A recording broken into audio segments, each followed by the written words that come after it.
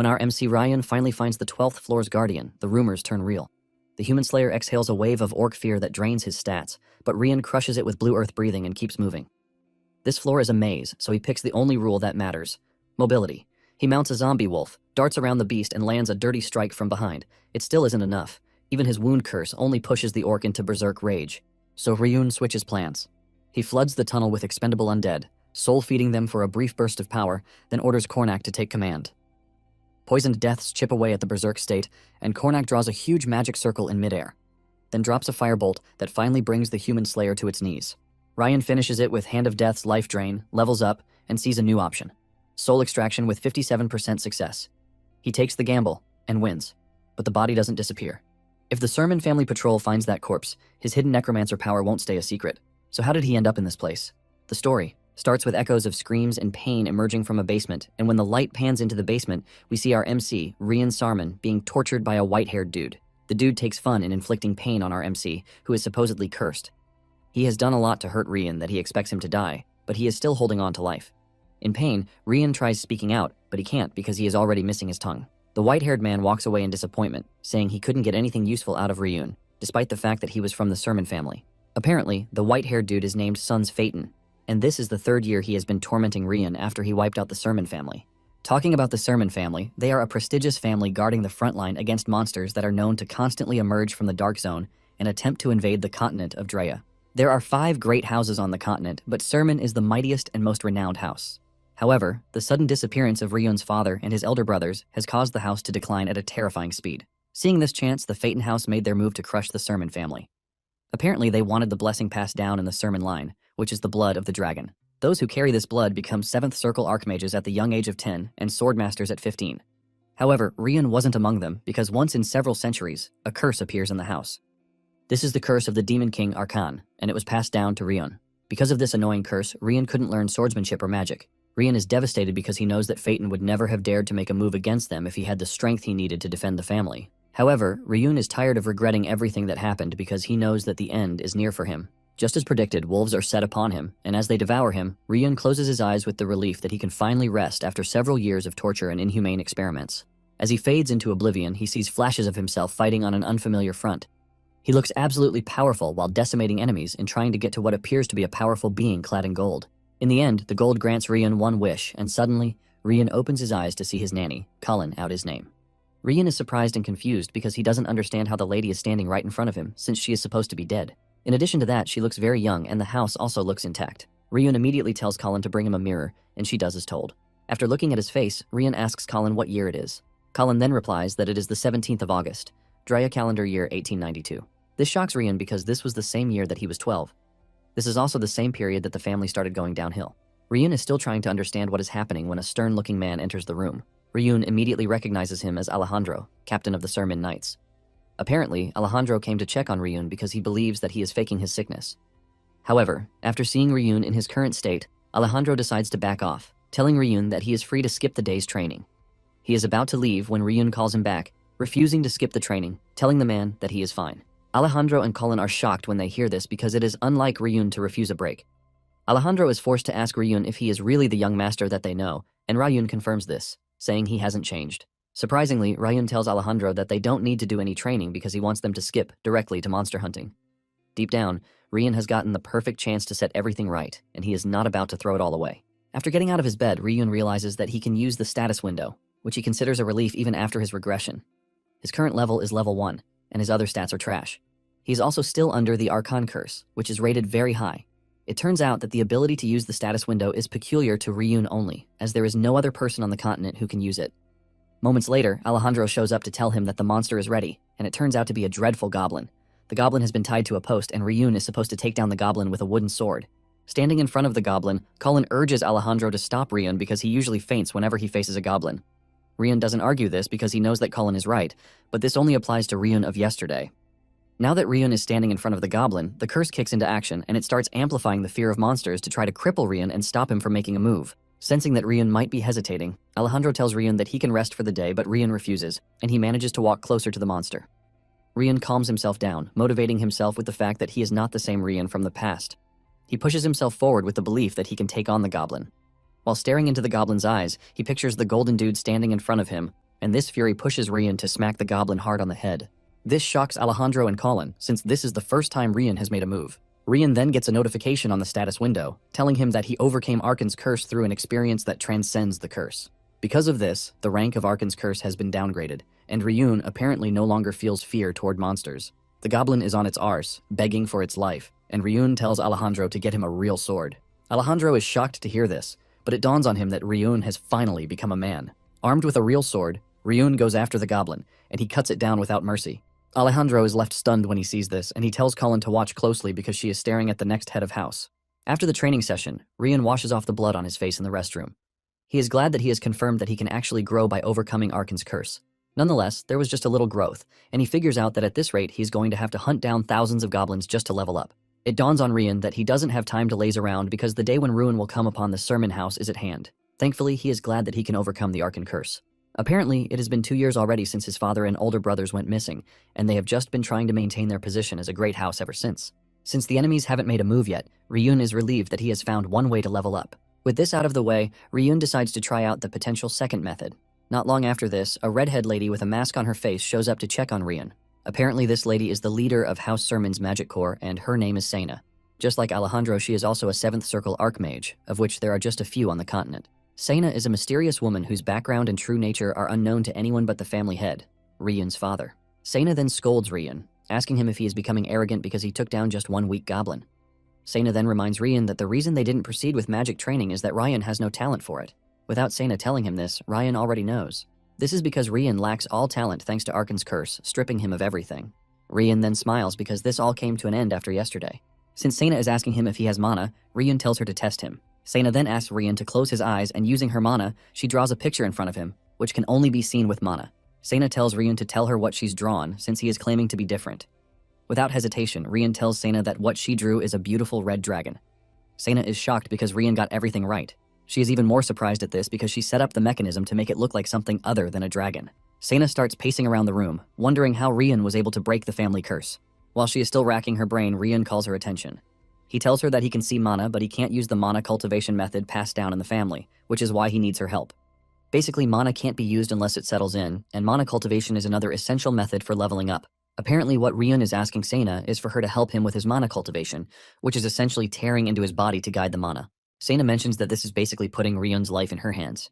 Ryun then teases her, since he doesn't expect Sena to kill her. Basically, Ryun knows that Sena is the only person he can ask to do this for him. Even in his previous life, when the family was attacked, Sena made sure to stay with Ryun until the end, even though her mana was already depleted.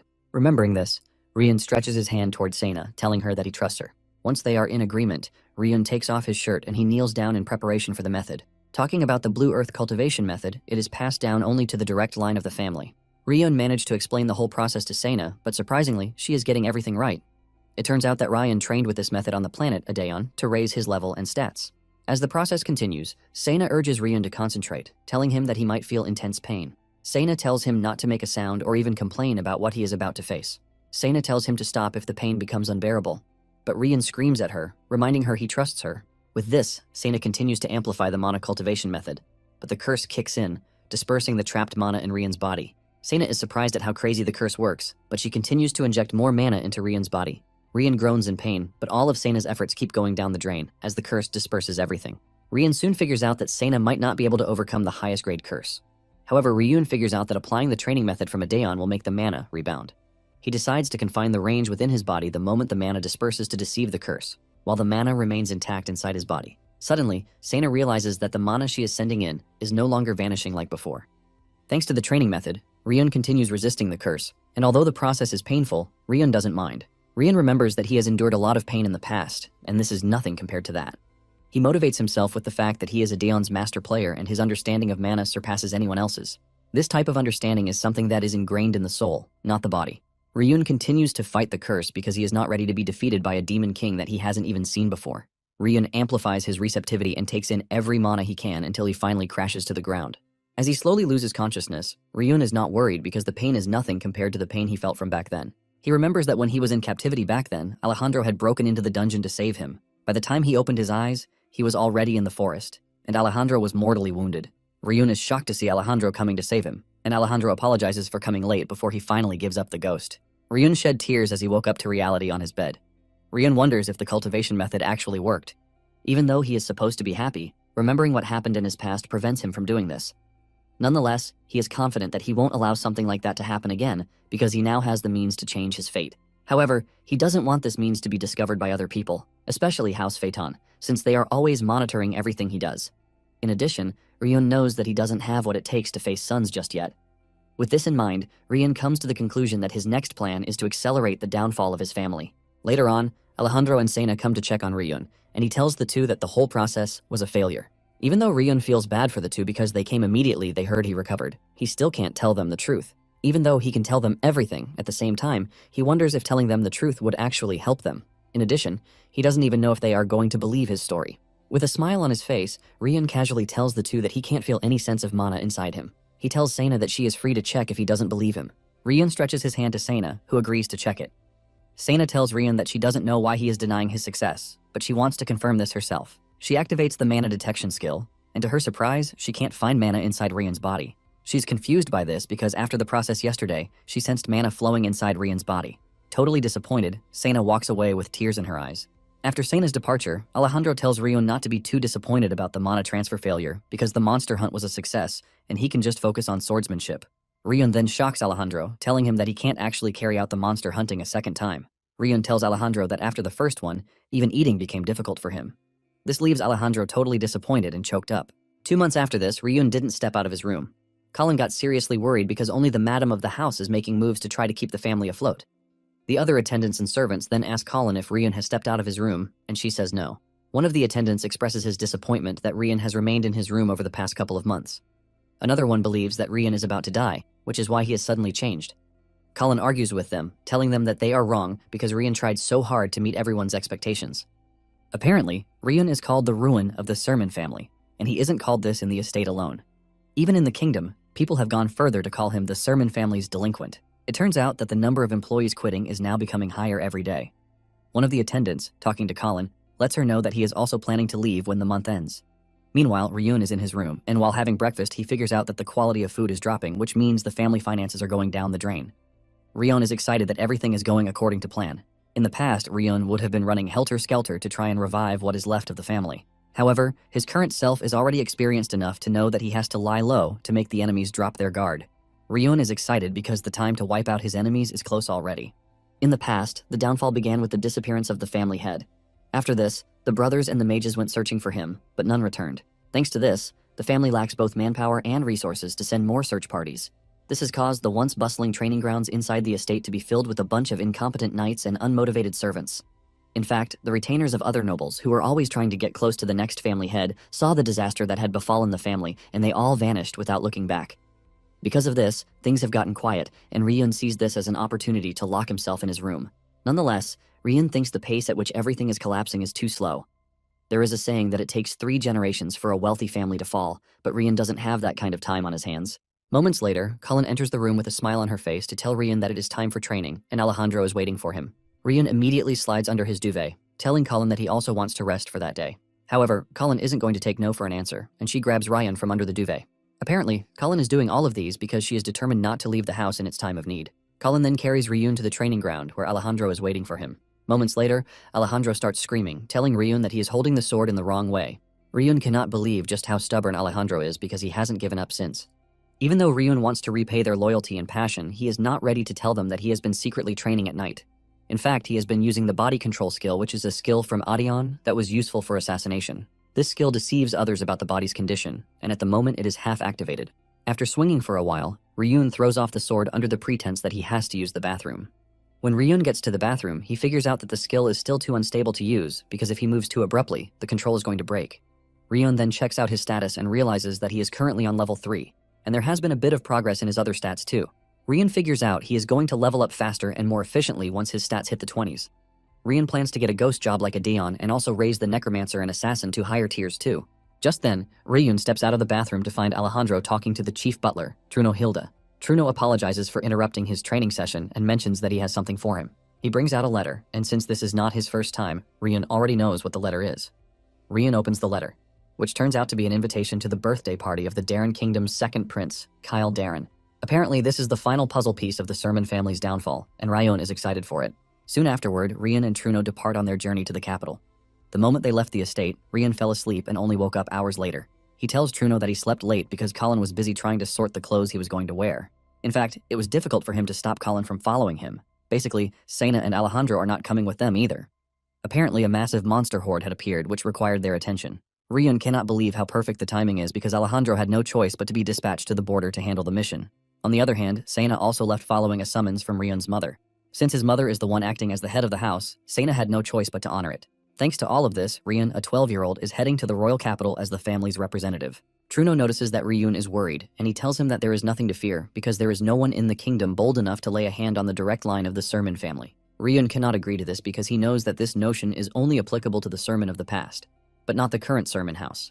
Even in the past, sending a servant to the capital during a royal event would have been enough. However, now that the family has fallen, the family head has no choice but to personally attend the prince's birthday party. Nonetheless, Ryun is not worried, since he was the one who created the situation. Not long after this, they arrive at the capital of Darren Dearborn. Upon arriving at the estate, they are welcomed by Kyle and his servants. Truno and Ryun bow their heads to pay their respects to the prince. Truno talks about the prince's hospitality, but Ryun cannot believe his ears. This is because from the city gate to the royal castle, Ryun could feel the gazes of the citizens staring at the carriage. They are all worried that the sermon is already collapsing, and it appears that the rumors about Ryun are spreading quite well. This doesn't stop with the citizens because Ryun can even sense hidden ridicule and contempt from the nobles as well. However, Ryun is glad that everything is going according to plan. Since they all have a textbook about him being a failure, Ryun decides to play along. 5 days later, Ryun hasn't stepped out of his room and the servants are worried. They expected Ryun to be moving around and making friends with other nobles, but he is not doing any of this. The servants then send the youngest among them to Ryun's room, and surprisingly, Ryun tells the dude that he is going to attend the banquet that is being held that day. When the servants hear this, they all rejoice because their young master is finally leaving his shell. However, he wants them to keep the whole thing a secret till the event. Ryun knows that the servants would finally calm down after getting a chance to go to the banquet. Apparently, Ryun has been training for the past couple of days, and he is thankful that there have been no distractions whatsoever. At the same time, he is attending the banquet because he has a secret plan set in motion too, and this revolves around Sons Phaeton's attendance. That evening, Sons arrives at the hall, and he steps into the hall with his prideful self. Sons walks up to Truno to greet him, and Truno appears to be uncomfortable around the dude. Sons asks Truno where the famous Ryun is because he heard that they were the first to arrive for the party. Truno is pissed when he hears this, but he manages to keep his anger inside as he asks Sons what he means by famous. Sons then adds more fuel to the fire as he talks about the downfall of Sermon, which revolves around Ryun. Truno almost loses his mind when he hears this, but he knows that Sons is a 15-year-old magician who has already reached the 5th circle. Apparently, Sons is bold enough to do whatever he wants because he has the backing of his family, but Truno is pissed that Sons has the guts to insult the Sermon family in the banquet hall. Just then, Sons mentions that everything he just said is a rumor that he heard, and even he believes that the culprit spreading the rumor should be punished. However, Truno knows that he is just talking trash because Sons is known to be a trash who started taking alcohol when he was 7, and at the age of 12, he killed a commoner from the Phaeton's family territory. Truno is about to lash out when Ryun's arrival at the hall is announced. Ryun looks absolutely elegant as he steps into the room, and this shocks Truno, because he wasn't expecting Ryun to leave his room. Ryun's elegant appearance leaves the nobles gushing about him because he looks absolutely different from what the rumors said. The nobles start to change their perspective on the Sermon family and the fact that they are on the brink of collapse. Sons, on the other hand, is pissed that Ryun's entering the room has taken away all the attention that he is supposed to get.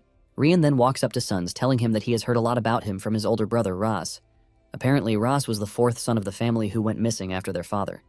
Sons tries to steer the ship in his favor, but Ryun is not done talking. He tells Sons that Raz told him that he is a very kind person because they attended the same academy together. Ryun mentions that Sons' fame spread through the academy even though he left after a couple of months. Ryun then goes into full sarcastic mode as he tells Sons that he heard all about how he helped a student who was bullied and even helped resolve the suffering of a female student who was being harassed. At this point, Sons is already losing his mind, and Ryun takes it to the extreme, talking about Raz telling him something concerning a knee. Truno quickly cuts in, saying Raz claimed Sons brought him medicine when his knee was hurting. Truno then grabs Ryun, and he drags him away from there, saying there is something he wanted to pass on to him. As Ryun walks past Sons, he can see his facial expression and the fact that he is seriously mad. In truth, this is exactly what Ryun wants, because Sons' rage is very important to his plan. Sons return to his room, all pissed off. He smashes the vase in his room as he remembers the interaction between him and Ryun. Apparently, Sons was expelled from the academy, and he knows that Ross knows everything about this. Sons is pissed and worried because he doesn't want the humiliation he suffered back then to come to life. While he was still in the academy, Sons had messed with a girl who was close to Ross, and Ross took it upon himself to deal with him. Sun's excuse was that he didn't know the girl was Raz's lover because he just assumed he was a mere commoner who managed to enter the academy. This only angers Raz further because he can't believe that Suns would treat a fellow student like trash, whether she is a commoner or a noble. In fact, he used magic to harm her, and Raz immediately tells Suns to get on his knees and beg for forgiveness. Raz lets him know that he is going to kill him if he doesn't sincerely ask for the lady's forgiveness. This was basically the origin of the whole knee story that Ryun was about to say in public, and Suns is going angrier by the minute in his room. Suns finally decides that it is time he carries out the plan he has been waiting for. He plans to crush Ryun as fast as he can. Suns is still raging about what he wants to do when he receives a visit from an unexpected visitor, Truno. After the party is over, Ryun and his escorts prepare to return to the family estate. Suns is glad that everything he planned during the party went exactly as he intended. He managed to drop the image of the venomous rumor monger of being an unfortunate young family head. He is glad that even Suns took the bait the way he wanted him to. Just then, Truno tells Ryun that he was impressed at Ryun's conduct during the party because it made him believe that the spark of hope within the Sermon family hasn't fully died out. Ryun then cuts in, reminding Truno that all he did was fail to build connections with other nobles, and he even caused conflict with the Phaeton family. Truno stutters as he tells Ryun that his behavior in Suns' presence was exhilarating. Ryun smiles when he hears this, and he immediately activates the carriage's soundproofing, shocking Truno. Ryun then tells Truno that if he actually believes that the spark of hope hasn't been completely extinguished, he would never have chosen to betray his family. Truno acts dumb when he hears this, asking Ryun what he means by this. Ryun lets Truno know that his crimes are unforgivable and serious too. However, he tells Truno that he can be forgiven because he committed the crime for the sake of the Sermon family. Realizing that Ryun has seen through him, Truno is forced to ask him how much he knows. Ryun then tells Truno that all he knows is that the situation is unavoidable, but he is going to give him a chance. Ryun tells Truno to listen to what he is about to say and let his judgment remain his own, as it has always been. Ryun then tells Truno everything that he has planned out, and after he is done, even Truno is shocked. He cannot believe that Ryun could come up with something so sinister. This forces him to start questioning who exactly Ryun is. At the same time, Truno shed tears of joy because Ryun far exceeded his expectations. Ryun then tells Truno that he already knows the choice he is going to make because Truno himself has stepped off the royal path. Truno stares at Ryun, wondering how he is able to smile when he knows what is coming. Suddenly it dawns on him that what he is staring at is not a smile, but a cruel and chilling murderous intent. Just then, the carriage stops, and the guard asks the driver why he stopped. He tells him to keep going, but suddenly, he notices that the carriage driver is dead. This is when it dawns on the guard that they have run into an ambush, and he screams at the others to protect the carriage. A bunch of arrows come flying towards the carriage, and the leader of the unit screams at the mages to set up a barrier. The barrier is able to protect the carriage, but some of the soldiers get impaled by the arrows. The soldiers are shocked that there is someone who would dare attack the Sermon family. They are still rallying around to try to protect the carriage when information reaches the squad leader that Ryun has vanished. It turns out that Truno was the one who kidnapped Ryun and got him away from the scene. While they are running, he keeps applying several status-affecting spells to try to keep Ryun down, but Ryun dispels everything. However, he maintains the lie that he is unconscious just to see how things will play out. Ryun knows that the guards would currently be going out of their minds because of his kidnapping. In his past life, he remembers that the guards poured all of their efforts into finding him, who is the last remaining direct heir aside from his younger sister. However, this caused the family's fortune to rapidly collapse, which eventually caused the Sermon family to completely fall apart. Although Ryun believes that with his current state, he can use the incident to move everything to the timing he wants, so he can serve his own purposes. Before Truno was kidnapped, Ryun had told him about his plan to make it seem like the family was falling apart. Ryun told Truno that trying to save the house in the current situation would make the other houses make a move to restrain them. Since the house is currently weak, they don't stand a united attack from the other families. Ryun reveals that this was why he intentionally spread rumors to show that the last remaining direct heir of the Sermon family is no threat to the other houses to make them lower their guard. However, even if the other families don't make a move, Ryun knows that House Phaeton would make a move to completely crush the Sermon family. Ryun already knows that the Phaeton house won't leave him alone until they snuff him out. Since Ryun already knows this, he tells Truno that he plans to use everything to his advantage. He tells Truno that he already provoked Suns, and if he is going to make a move, it is going to be exactly when he is on his way from the royal city. Ryun mentions that it would be nicer if there were an internal collaborator, and this is where Truno comes in. Ryun then asks Truno to make his choice whether he is going to make the incident the peak of the Sermon family's downfall, or the signal marking the start of the Sermon family's resurrection plan. Now that everything is going the way Ryun wants it to, Truno shed tears as he rides away with Ryun bound to the horse. However, Ryun tells him to follow the plan because this is the only way he can be forgiven. At the same time, Ryun is working on his stats, and moments later, all of his stats reach level 20, which is what he has been waiting for. Not long after, Truno meets with Suns and his knights at their desired location. Suns is surprised that Truno personally showed up to deliver Ryun. Apparently they have a deal, and Suns brings out a scroll containing the set of information that Truno wants. Suns assures Truno that the information was provided by a family named Asan, which means it is verified information. Suns mentions that Asan is a prestigious family in the Drea continent. It is a family renowned for assassinations and information trading. Because of this, Suns assures Truno that there is no way the family would sell fake information. Truno mentions that everything in the book contains the sightings of the missing heirs of the Sermon family. When Rian hears this, he finally understands the reason why Truno betrayed the family. Truno's conviction was to sell off an incompetent heir, Ryun, so he could go after the missing older brothers who could properly lead the Sermon family. Ryun knows that there is no way Truno would have survived if Asan truly had the information. After Suns hands over the documents, he calls Truno a traitor and tells him that his work is done. Truno then tells Suns to keep his promise, and Suns assures him that the soldiers will not be harmed. Once the two parties are in agreement, Truno leaves with the information, and one of Suns' men asks him if they should take care of the soldiers, but Suns says no. He mentions that the Sermon family would have easily figured out that Truno is the culprit, and Suns wants Truno to return to the family for his plan to proceed the way he wants it. Meanwhile, Suns is exhilarated that he finally has Ryun in the palm of his hand. Moments later, Ryun opens his eyes in the basement with Suns staring down on him. Suns starts laughing like a maniac, making fun of Ryun for being in such a pitiful state. Ryun plays along, asking Suns what the meaning of what he is doing. Suns confidently replies that he just kidnapped the esteemed bloodling of the Sermon family. Ryun then asks Suns if he knows what is going to happen next, and Suns laughs at him because he believes Ryun is not in a position to make threats. Suns walks up to Ryun to grab his head and talk to him about what he might have heard from his brother, Ras. Suns soon gets into motion and he kicks Ryun in the head, telling him that he shouldn't have defied House Phaeton. Suns laughs at Ryun, telling him that Truno actually sold him out for a piece of information about his brothers. Suns lets Ryun know that there is no one who can save him. Suns reveals that kidnapping Ryun was the foundation of the war between the Sermon family and the Phaeton family. Just then, Ryun mocks him, calling him a chatterbird that just would not shut up. This pisses Suns off, and he angrily activates a magic circle aimed at Ryun. Surprisingly, this does nothing, but Suns is not worried because he believes that Ryun only managed to buy a few seconds for himself. Suns moves closer to Ryun, and Ryun tells him again that he talks too much. Suddenly, a magic circle hits Suns in the throat, ultimately preventing him from speaking. Suns grabs his throat in pain, and Ryun lets him know that he just used a silence magic circle on him, which has sealed his upper circle magic. Ryun laughs at Suns, asking him how he plans to cope as a mage who can't chant. Suns then decides to attack Ryun with a fire volt that doesn't require chanting. Apparently, he is choosing a low-level spell because he doesn't want to kill Ryun yet, since everything he is doing is under his father's orders. Suns hurls the magic attack at Ryun's leg, hoping to cripple him, but to his surprise, nothing happens to Ryun. Since the last spell he used is a second circle spell, Suns decides to use a third circle spell with the confidence that Ryun doesn't have what it takes to defend himself. Just as he is about to unleash his attack, Ryun hits him with a mana disruption spell, causing Suns pain in his hand. He screams out in agony, and Ryun reveals that the moment a preset level of magic is cast, he has what it takes to instantly nullify it. Ryun makes fun of Suns, telling him that no matter what he does, it is all going to be useless. Since he can't use magic, Suns whips out a dagger, but before he can even do anything with it, Ryun breaks off the chains holding him. Suns is shocked when he sees this, and Ryun lets him know that breaking the chains is nothing but child's play to him. Ryun then engages another magic spell, which is a paralyzing spell to knock Suns to the floor. Suns screams in pain, and Ryun tells him to look around because this time around, the roles are reversed. Later on, Suns wakes up to find himself restrained, and Ryun is holding his dagger in his hands. Suns calls Ryun trash, and it shocks him that he can finally speak. He starts wondering if the chains on him are not mana restraints, but regular chains. He believes that Ryun is foolish enough not to use mana restraints on him, and Suns quickly activates the Wind Cut spell. But this bounces back, causing him severe pain. Ryun mocks him, saying he probably believed he was dim. Suns is left wondering how he got hurt when there is no magic circle anywhere. Ryun then tells Suns that he is not foolish enough to bind a mage without any countermeasures. Ryun reveals that he has already drawn a magic circle all over his body, and Suns is shocked to hear this.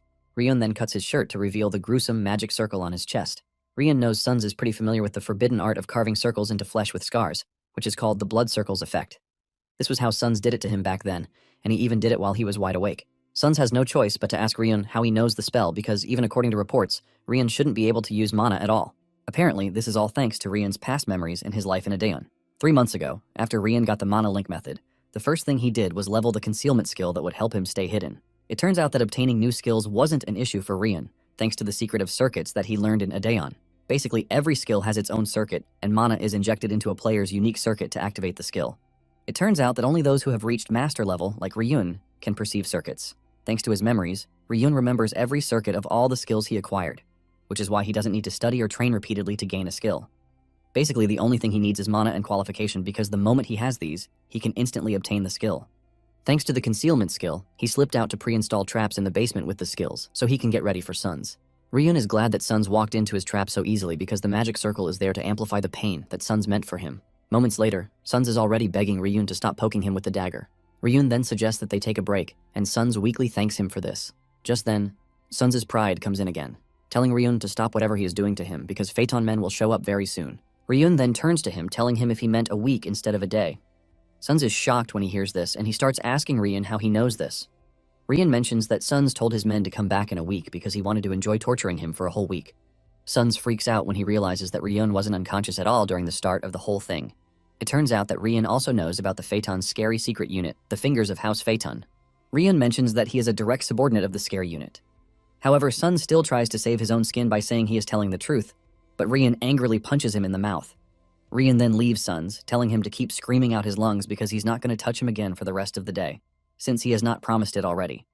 Suns takes the opportunity to start screaming like a baby. It turns out that Ryun is already preparing himself for the coming of the scary unit, which will happen in a week. Because of how delicate the situation is, Ryun knows there is no room for any mistake. A week later, men dressed in terrifying outfits arrive on site. They are surprised that there has been no contact from Suns for a whole week after he kidnapped Ryun. The leader of the squad asks if there have been any movements in the area, and they let him know that they have been monitoring the situation in the area for the past week. The leader of the unit then says it is going to be a big issue if Suns had gotten carried away with the torture and ended up killing Ryun by accident. Basically, the orders they got from the family head are to bring Ryun back alive. Just then, the leader informs his comrades that he is entering the basement. He lets them know that the orders from the family head supersede any other thing, even if it is from Suns. The squad leader blasts open the door and informs his men that he will be going in alone because he doesn't want them to get in his way. As the squad leader descends into the basement, he senses something ominous, but there is no mana presence whatsoever. Suddenly, he realizes that he has stepped on a trap, and he immediately activates his barrier magic to protect himself. The dude immediately realizes that something bad must have happened to Suns. The dude then uses his magic to try to detect the traps in the area. To his surprise, there are a bunch of traps laid out on the walk path, which tells the squad leader that whoever the intruder is knows the layout of the facility. The squad leader starts wondering if this person is a third party or someone from the Sermon family. As he walks down the path, the squad leader increases the durability of his barrier while promising to make life difficult for whoever has chosen to pick a fight with the finger of the Phaeton family. Moments later, he arrives at the basement to find Suns totally bloodied, with his blood flowing all around the basement. He rushes towards Suns and he destroys the chain, restraining Suns. He grabs Suns and asks him what happened to him. Suns tries to speak, but he finds it hard to do so. The squad leader checks Suns' mana to confirm that he is the real Suns. Lying in another corner of the room is Ryun, who is restrained too. Suns then tells the squad leader to give him a recovery potion, but the dude suggests that they get out of the basement first. The squad leader mentions that the enemy hasn't shown themselves yet, which makes everything dangerous. In addition, the squad leader can see that there are a bunch of traps in the room. The squad leader wonders why the attacker overpowered Suns and didn't even bother to take Ryun. He concludes that Ryun is bait, but at the same time, he can't abandon his mission, so he decides to save Suns. While trying to get Sun out, Sun manages to use all of his strength to tell the squad leader that the attacker is Ryun. The squad leader is shocked to hear this, and he decides that he is going to use a seventh circle, binding magic on Ryun to make sure no one else, aside from him, can move Ryun. He is in the middle of this when Ryun suddenly appears behind him, telling him that he is too cautious. Startled, the squad leader cancels the binding spell and hurls a fireball in Ryun's direction. However, he doesn't get a hit from the attack, which tells him that it is just an illusion. To make it worse, he starts coughing up blood, which is a backlash from canceling the seventh circle incantation before it finished. Ryun's voice then appears again, telling the dude that he is going to recover from the backlash in no time, since he is a grand mage. Ryun tells him that he should have taken him out first the moment he entered the room, since he sensed that something was off. The squad leader is pissed that Ryun is playing a game of illusions with someone like him, who is a master of illusion magic. The squad leader then unleashes a powerful magic to disperse any form of illusion magic in the room. His magic works out pretty well, but before he knows it, Ryun is already leaping toward him with a dagger. The dude easily dodges Ryun's attack and berates him for being cocky. He then lands a counterattack that sends Ryun flying backwards, while confidently telling Ryun that he can't catch him off guard with his petty moves. The dude then decides to teach Ryun a lesson by melting half his face, while saying the head of the house would have no problem with that. At the same time, the dude believes that this is Ryun's last trick, because he would have used his ace instead of charging in like a dullard. The dude is still boasting about how powerful the Phaeton family is when he notices that the dagger on the floor is fading off, which is a sign of illusion. Before he can react to this, the dagger pierces his neck from behind, and when he looks back, he is shocked to see that Suns is the one holding the dagger. Suns tells the squad leader that he hates arrogance, and then asks the squad leader if he has heard of soul transfer. It turns out that Ryun is currently in Suns' body, while Suns is trapped in Ryun's unconscious body that is lying on the ground. Ryun mentions that he already figured out that the squad leader can't kill him because of the family head's orders. Ryun then mentions that part of the magic circles drawn on Suns' body is the soul transfer spell that sends one's soul into another and controls the body. Ryun then boldly tells the squad leader that this is the original ace up his sleeve. The dude gaggles on his blood and manages to unleash one massive fireball spell to try and catch Ryun off guard. However, he suffers the bulk of the attack, shattering his mask and killing him. Ryun remains safe in Sun's body, and he grabs the squad leader's recovery potion. He pours the potion on his body, and this hurts like hell, but Ryun doesn't mind because he needs the scars to be on Sun's body because of his future plans. Ryun then celebrates his win against a powerful 7th Circle Archmage. Suddenly, the status window tells him that his level has increased and that he has completed a quest. Ryun is surprised to see this because he knows about the increase in level, but the quest completion sounds strange to him. In addition, he is pleased that he went from level 2 to level 15, which is expected because he defeated an Archmage. He starts wondering if his level increased so much because of the quest, but he decides to ignore this because there is something he has to attend to first. Ryun then drags the squad leader's body and places the body on a table. It turns out that he still has uses for the body, and the success of this will determine how his future plans will be. Since circuits are engraved in the soul, not the body, Ryun is able to use his own mana even though he is currently in Sun's body. Ryun then starts pouring mana into the circuit, thus sacrificing 5 levels, and in no time he unlocks the hidden class called Shadow. This is a class under the Assassin category that can be obtained by reaching 20 agility points and 15 mana points. Ryun is glad that obtaining the skill worked out, but he believes that he can still get 2 more classes with the remaining level he has. Ryun gets down to business, and after pouring in enough mana, he unlocks the upper class of Necromancer Hand of Death. Ryan is relieved that this worked out too, and even though his original plan was only up to this point, defeating the squad leader made his level rise much higher than expected. He starts wondering if he can use the remaining levels to succeed at a 3rd class change so he can obtain the hidden class, Ghost. Apparently this was the class that helped him to rise to the top in Adeon because its synergy with Necromancer and Assassin are top-notch. Even though he is going to be pleased if he manages to acquire Ghost, the risk of failing is also very high. Nonetheless, Ryun is ready to take the risk because the reward is obviously high. Ryun then gets down to business, and he starts pouring in the mana again, reducing his levels in the process. It only gets worse as he gets a notification that his soul is wounded and needs rest. Ryun can feel the pain from this because his whole body appears to be shattering, and he starts wondering if attaining the upper class is impossible. Just as he is about to give up, he remembers all the painful things he went through in the past, like Senya and Alejandro dying to save his life. This causes him to remain steadfast, even though he is hurting, and he talks about how he is ready to offer up his soul if it means obtaining the upper class of Ghost. After some minutes of battling with it, a bright light emerges, and the system informs him that he possesses a soul of sufficient size. The system also tells him that the hidden class is opening. Ryun was expecting something else, but to his surprise, he got something considered to be better, which is the upper class of Ghost called Phantom. Ryun is surprised because this is something he hasn't seen before. However, he believes that it is going to be similar to Ghost, since it is the upper class of Ghost itself. Now that he is done obtaining everything he wants, he figures out that it is time to carry out his original plan. Apparently, the original passive ability of Ghost is to strengthen the Necromancer's necromancy. It turns out that killing the 7th Circle Mage was also part of his plan. It is now left to pray for everything to work out the way he wants it because if it succeeds, his plan will be shortened. Just then, he activates the skill, Lich Creation, to try to get the Archmage under his command. Usually Lich Creation requires a Necromancer level of at least 70, but with a 7th Circle Mage as the material, Ryun is confident that it is going to work. Ryun then gets the notification that Lich Creation has failed, but a special undead creation is being activated. Ryun watches in shock as an undead creature rises in the shadows and asks Ryun what he would like to call it. Moments later, a loud explosion rocks the facility, shocking the unit outside. Just then, Ryun appears in Sun's body, carrying his body on his shoulder. Before the unit can start asking him any stupid questions, he tells them that what just happened is the squad leader's doing. Ryun continues playing with their intelligence as he mentions that someone in the family betrayed him, shocking the unit. Ryun says the proof of this is the scars on his body. He then tells them that he has bound the squad leader with an artifact, but it is not going to hold for long. He tells the unit that he is leaving the area with the unconscious Ryun, so he wants them to buy him some time to return to the family's estate. He assures them that reinforcements will be sent immediately, and he urges them to keep the squad leader restrained until then, because there is going to be a great reward for everyone. With this, Ryun rides away, and this is the last they see of Suns after that. The unit then gives another 7th Circle Mage of the Phaeton family, Pyrrhus, their report. When he hears the report, he is shocked that they didn't later find any trace of his colleague, the squad leader, also known as Ak, inside the facility. He then asks the dude who came to give him the report if they are the only ones who know what happened that night, and he says yes.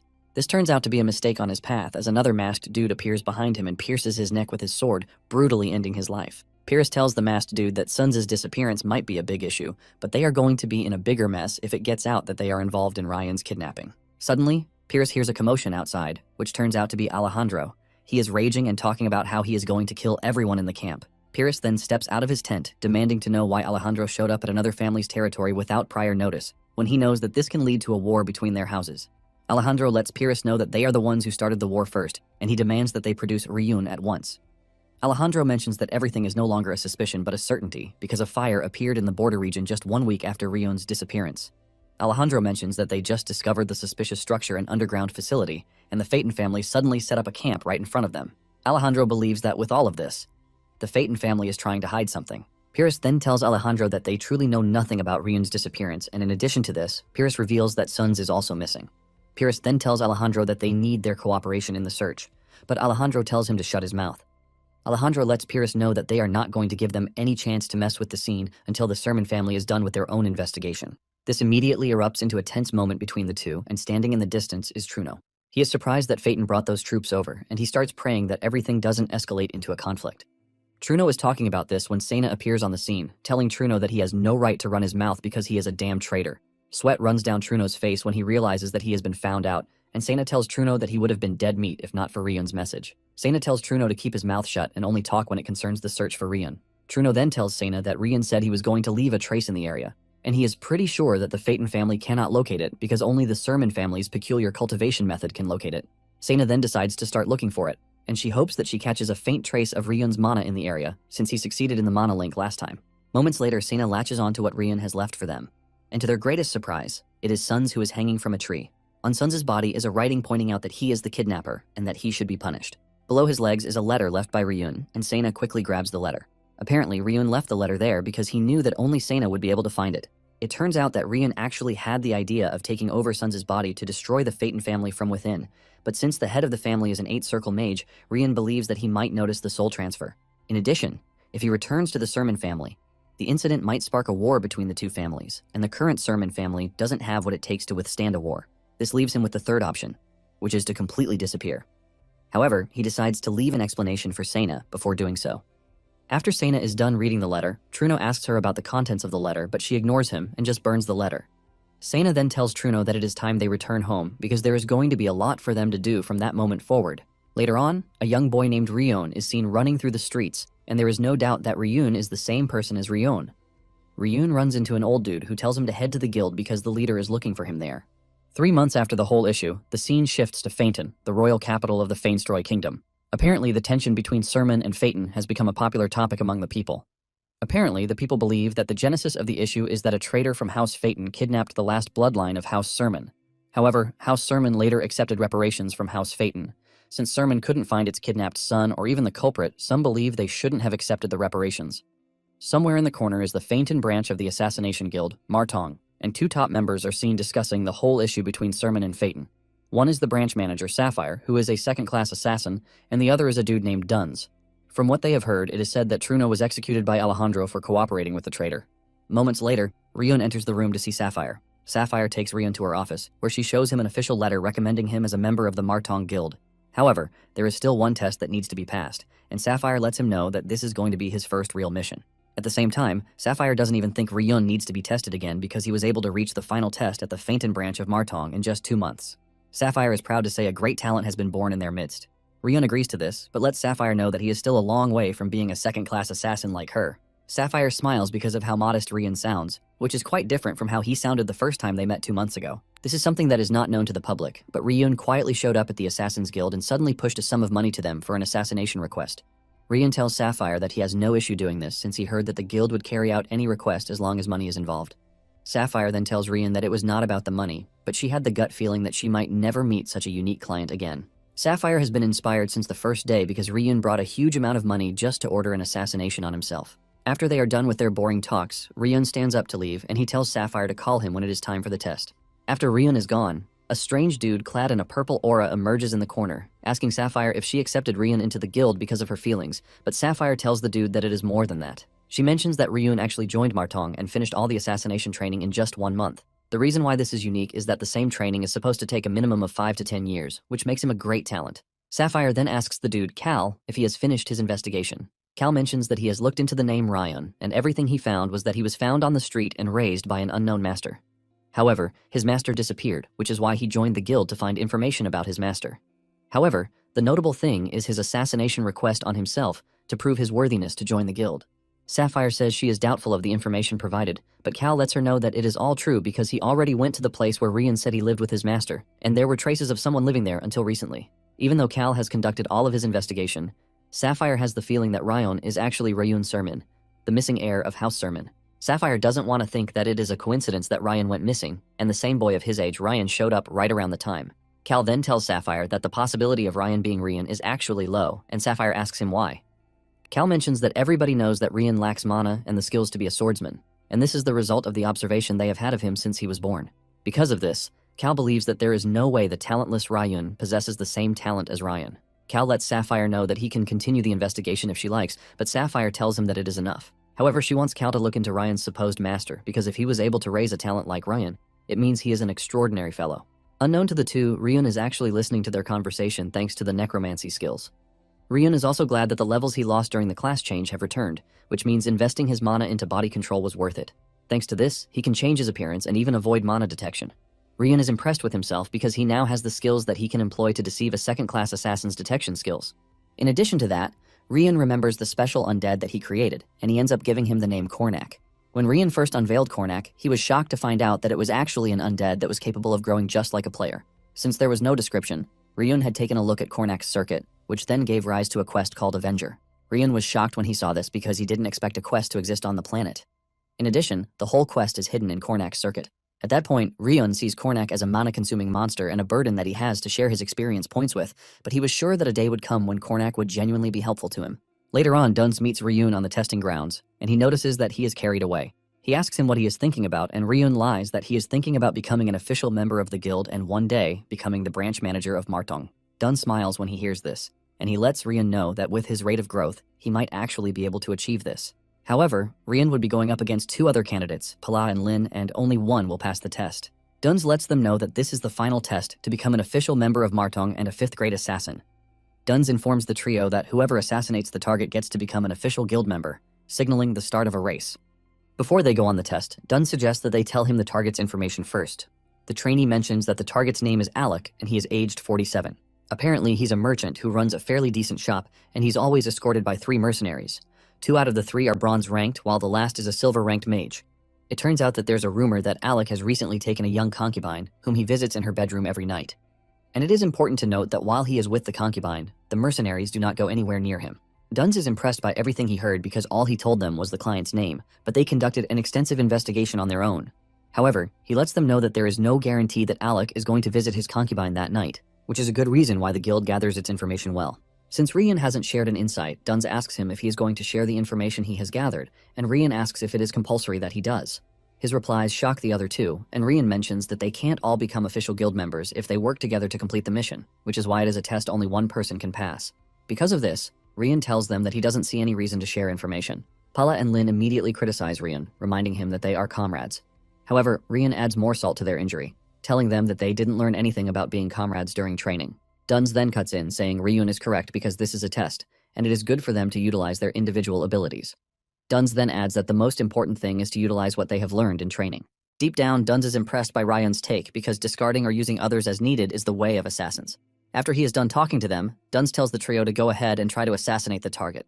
Months ago, Duns was shocked when Sapphire told him and his unit that they had been given a task to terminate Ryan within 3 days. Apparently, the bonus for completing the mission is 100 gold, but failing it means Ryan would join the Martong Fainton branch as a special grade trainee. Duns laughed this off, telling Ryan to try for even 10 minutes. However, 3 days later, Duns and his men failed to catch Ryan because his traps and tricks frustrated the hell out of them. Because of this, Sapphire had no choice but to accept Ryan into the training program. It turns out that Sapphire intentionally picked the hardest target for this test to show the trainees that becoming a Martong assassin is not an easy task.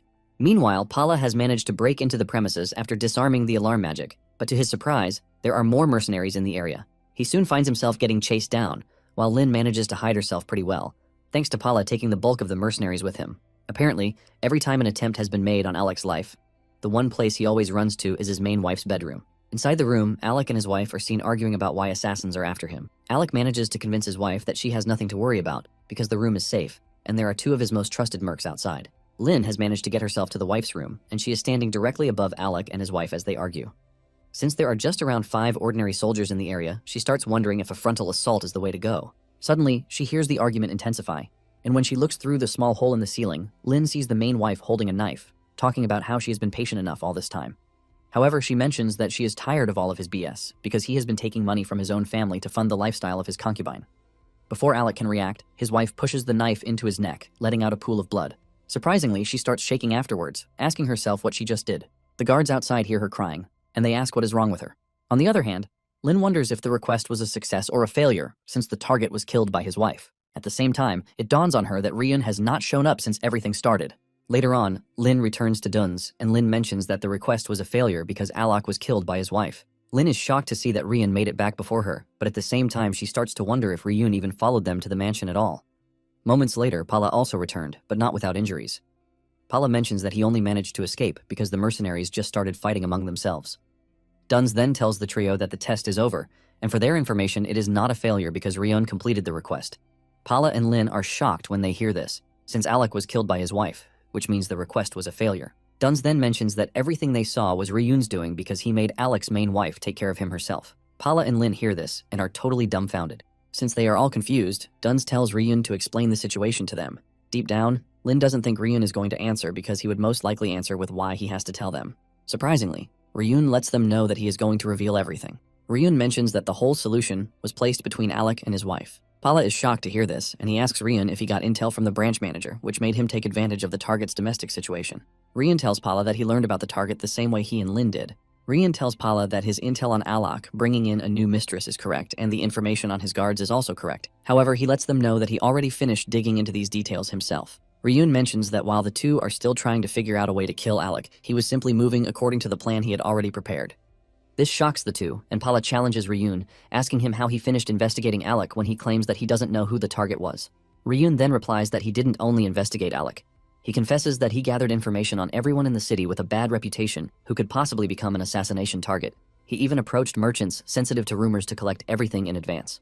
Ryun reveals that finishing the 2-month training in just 1 month gave him the time to prepare assassination plans for every imaginable target. Ryun reveals that he made sure he could respond immediately to whoever the target turned out to be. It then dawns on the two that Ryun basically studied the entire book beforehand. Ryun mentions that in the process of gathering information, he was able to find someone who held deep resentment toward Alok, and this is his wife, Kelly. Ryun approached Kelly, who was already mentally cornered because of everything her husband was doing. Ryun then proposed a solution for her, which is to hire the Assassination Guild. The moment Ryun mentioned this, even Duns is left dumbfounded.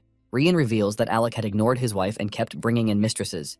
He was even doing all of this with money he received from her family, and this made Kelly hate him enough to want to kill him. At the same time, Kelly didn't want him to die, so Ryun told her that if she hired extra mercenaries and reinforced security, Alok would remain safe and only be frightened. Ryun then told her that whenever he came to her, she should frame the commotion as a scheme orchestrated by the mistress and a secret lover, so it would make Alok come back to his senses. Since she was always drunk on alcohol, she swallowed the story too easily. If things had only progressed to that point, everything would have turned out exactly as she wished. But right before the assassination began, Ryun told her one more thing. Ryun told her that the money Alok used to meet his mistress and buy her gifts was entirely taken from her family under the pretext of business funds. The moment they hear this, Duns and the others realize that from the very beginning, they were all playing to Ryun's tune. Duns then mentions that there is still something he cannot accept, which is that no matter how furious Kelly was, there was no way she would stab her husband to death. Ryun replies that he might have helped her a bit because he mixed an alchemy potion into the liquor delivered to Alok's home. To avoid casualties, Ryun also mixed some into the water that the mercenaries would drink. Pala asks him what kind of potion it was, and Ryun reveals that it is the kind that clouds judgment for a while and makes people easily enraged. This was when it dawned on Pala that the mercenaries fighting among themselves were also because of this. Ryan boastfully says he might not learn anything about being comrades, but at the same time, he didn't want fellow trainees or guild members to die. Lin and Pala's faces turn red when they hear this. Duns then mentions that everything played out the way Ryun wanted it, and he congratulates him on passing the exam, since an assassination doesn't require one holding the knife themselves. Ryun then mentions that the guild should be able to collect the commission fee plus extra from Kelly. Ryun reveals that Kelly might have turned into a murderer, but the fact remains that the assassins broke in. The guild is the only one aware that Kelly was the one who killed her husband, and to cover this up, Kelly would be ready to pay more. Duns and the other two are left stunned when they hear this because Ryun is truly a scary mastermind. Pala concludes that settling for second place is the best because competing with Ryun is just a waste of time at this point. Duns then tells the other two to return to the guild while Ryun stays behind because he still has something to discuss with him. After the two are gone, Duns berates Ryun, telling him that he has just turned Kelly into a murderer who would have to keep on living with the guilt of killing her husband. Duns is pissed because the guild raises assassins, not monsters.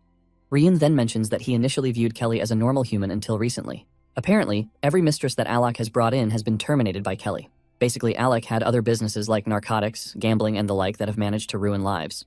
It turns out that Kelly has been disposing of these mistresses using her family's influence, thus keeping her hands clean. Even though Alok was sick of her, He kept bringing in more mistresses, knowing fully well that they were going to be killed. Ryun mentions that Kelly's family forged their deaths as disappearances, so the victims' families are still searching for them. Ryun mentions that this was everything he uncovered, and even though it is just an exam, it was still an assassination request. Ryun says that whether she wanted her husband dead or not, the guild would only get full payment if Alec dies.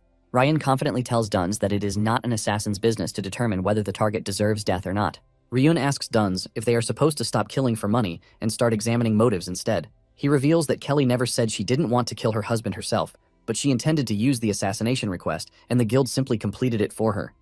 Ryun lets Duns know that an assassin was involved in Alec's death, even though Kelly must now suffer forever knowing that she struck the final blow.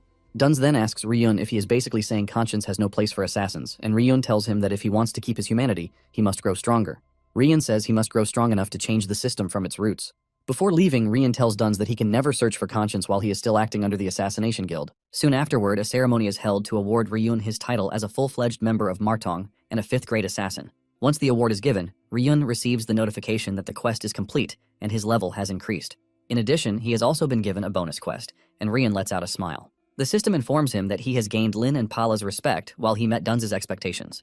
Because of this, he is also given additional experience points. Sapphire lets him know that from that moment on, he can accept official Martong requests, and if he meets the conditions, he can also apply for a promotion. Just then, Ryun mentions that successfully completing a single request worth 30 gold or more is also a condition. Sapphire is surprised to hear this, but she has no choice but to admit that it is part of the conditions. Ryun then asks Sapphire how much they got for the Alec request, shocking everyone present in the room. Even Sapphire is shocked, but she has no choice but to answer that it was an advance of 10 gold, a completion payment of 10 gold, and the cover-up coin, which is 10 gold.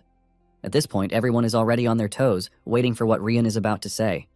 Ryun then says that since he was the one who brought in the request, completed it, and even received additional payment, he has completed the first promotion condition of a single request worth over 30 gold. Sapphire is about to lose her mind, but Ryun is not going to stop, as he tells Sapphire that he is requesting a promotion to 4th grade assassin. Sapphire angrily asks Ryun if he is not being too arrogant already. Sapphire says she acknowledges all the feats he has shown so far, but she believes he is already looking down on them. Sapphire mentions that all organizations have their rules and principles, and she lets Ryun know that the Assassin Guild is not exempt. She mentions that only 4th grade assassins upwards are considered to be truly legitimate. She lets Ryun know that everyone builds up their skills, and they usually take pride when they finally rise to the rank of 4th grade assassin. After saying all of these, Sapphire tells Ryun that he has disregarded everything she just mentioned. Sapphire admits that his promotion conditions might have been met even though it is not perfect. However, she lets him know that doing this will only earn him resentment from everyone. Sapphire then turns around to try to leave, saying she is just going to ignore what Ryun said, but Ryun calls her back, saying he has no intention of withdrawing his promotion application. Sapphire is about to lose her cool when Duns cuts in, asking her if he can say something since he is Ryun's test supervisor. Sapphire gives him the go-ahead, and he mentions that Ryun is qualified to take the 4th grade promotion test as it is. Duns says it is not a matter of looking down on them, but rather because he showed something crucial during the test. Sapphire demands to know the crucial thing that Ryun showed them, and Duns mentions that Ryun was able to display pure physical capability. Duns says Ryun fully utilized the abilities of an assassin. Lin and Paula are confused when they hear this because Ryun basically succeeded in the assassination, mainly with clever tactics. Duns continues by reminding Sapphire that the 4th grade promotion exam is something impossible to pass without physical ability. Duns believes that they have gotten a chance to gauge what level of skill Ryun possesses. In addition, Duns thinks this is an avenue for them to teach Ryun a painful lesson. Everyone present in the room basically agrees to this because Ryun mostly lost them during the tag game, using traps. After hearing everything Duns has to say, Sapphire has no choice but to grant the promotion test. She mentions that the test is something that even fully prepared assassins usually risk their lives for, and she asks Ryun if he is prepared. Without hesitation, Ryun tells the lady that he is up to the task. Later that night, Ryun had dinner with Duns, Lin, and Paula. They ask him if he is prepared for the test, and Duns mentions that the test won't be held for at least another month or two because they need to provide a suitable target.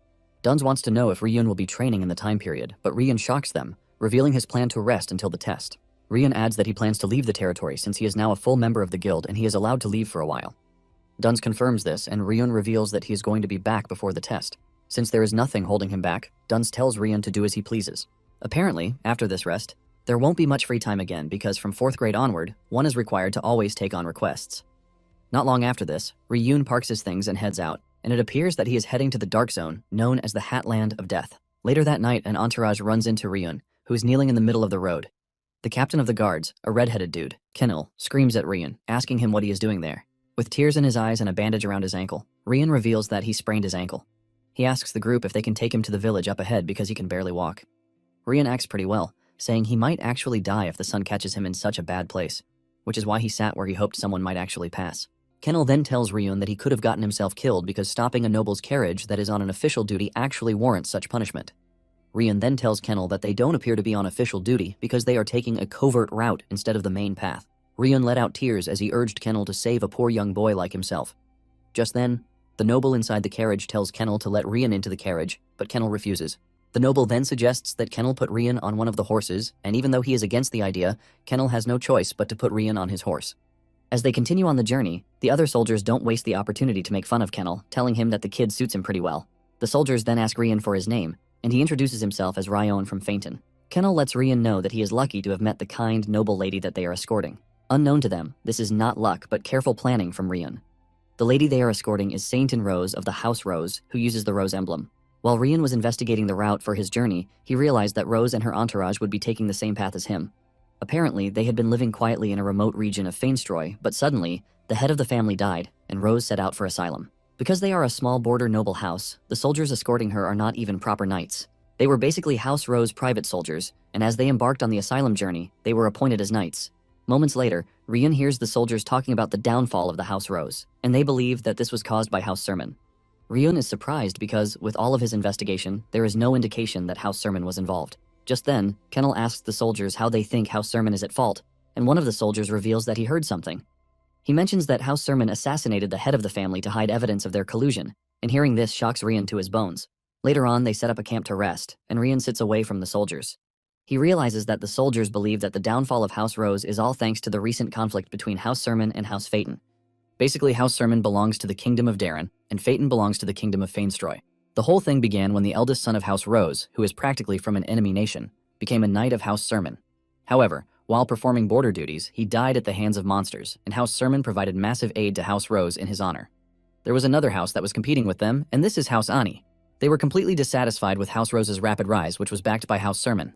They began communicating with House Phaeton, who opposed House Sermon, and started moving to take advantage of the conflict between the two houses. This then led to the assassination of the head of house, and behind this conflict was that House Rose was secretly working for House Sermon, and that House Sermon assassinated the head of House Rose to hide the evidence.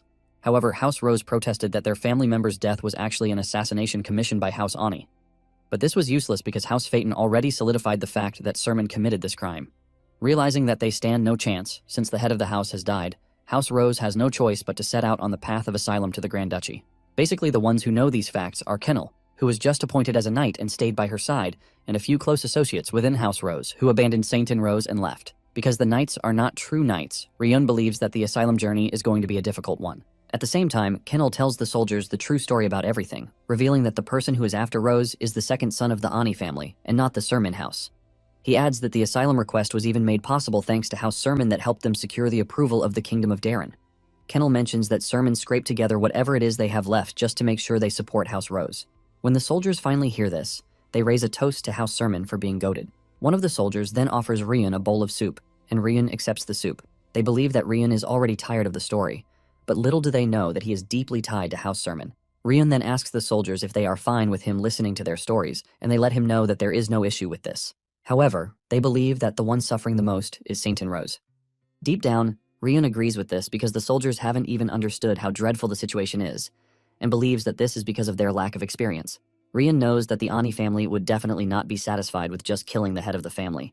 It turns out that the worst person in the Ani family is the second son, who is not even 20 yet, but has had 3 assassination requests rejected by the guild for being too messy. The dude is basically a vicious brat who likes to pick on the weak and poor. Ryun also heard that the dude doesn't joke with his own security, which makes it quite impossible for him to be assassinated. Since this is the type of person coming after Saint Rose, Ryun doesn't think they have the time to be sitting around having a peaceful campout.